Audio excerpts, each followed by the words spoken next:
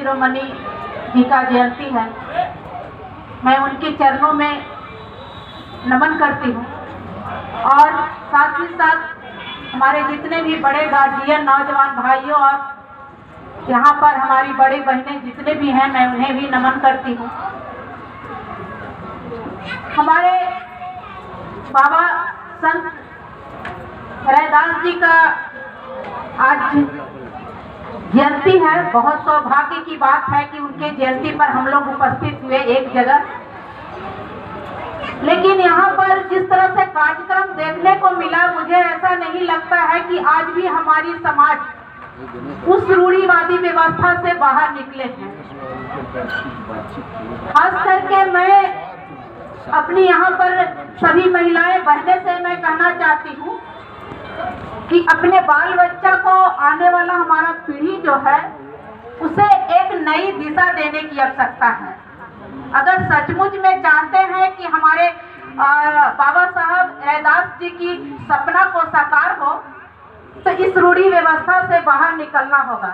हमारे बाबा साहब भीमराव अंबेडकर जो कहे थे, जो उन्होंने उनके सपनों को आज संविधान लिखा और उन्हीं के संविधान के बदौलत हम लोग आज यहाँ पर जो भी हैं, आज इस मंच पर हैं। अगर हमारी महिलाएं आज इस समाज में बैठने के लायक है, अपनी घूंघट से बाहर है, तो हमारे संविधान की बदौलत, हमारे बाबा साहब की बदौलत। आज हमें पढ़ने का अधिकार मिला है, आज अच्छा कपड़ा पहनने का अधिकार मिला है, तो वो सिर्फ और सिर्फ हमारे बाबा साहब की बदौलत।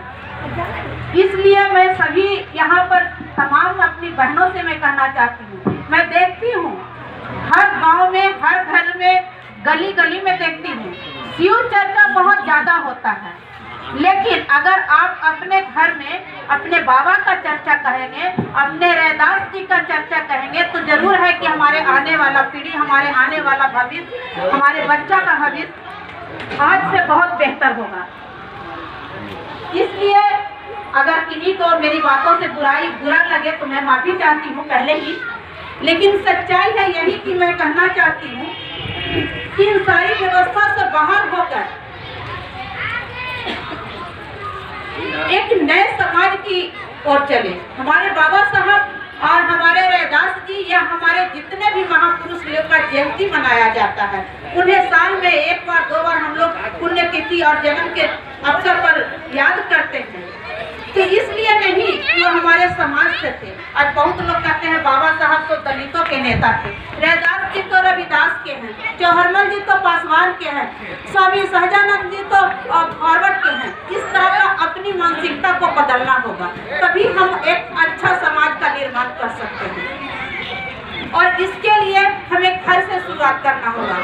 जितना अगर हम दूसरे में हम बुराई देखने चलेंगे, उससे कहीं अंदर, उससे ज्यादा कहीं हमारे अंदर बुराई है। इसलिए अगर नए समाज की परिवर्तन चाहते हैं कि हमारे समाज में नए तरह की परिवर्तन हो, तो पहले अपने अंदर की बुराई को खत्म करना होगा।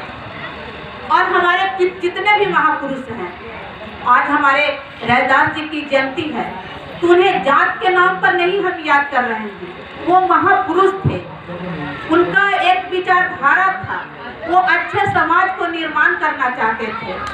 वो चाहते थे कि हमारा समाज आगे बढ़े, इन रूढ़िवादी व्यवस्था से स्वतंत्र हो।